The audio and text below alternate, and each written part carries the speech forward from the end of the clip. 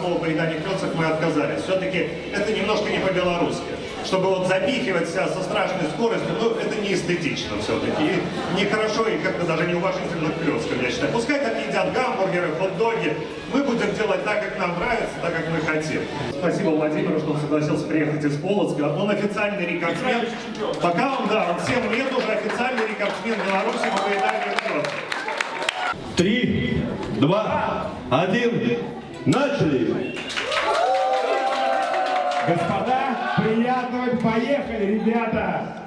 Поехали, поехали, поехали. Так, Вовочка, жми, ужина не будет. спокойненько, спокойненько, да. Не забывайте о времени. Да. Методом дедукции было установлено, что клёцки не могли появиться, конечно, в Беларуси раньше, чем появился картофель. Это однозначно. 10, 9, 8 уже, 7, 6, 5, 4, 3, 2, 1, стоп!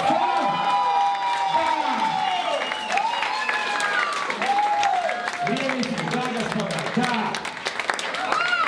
Совершенно верно. Беспрецедентный чемпион сегодня определен, господа. Володя, вы мастер.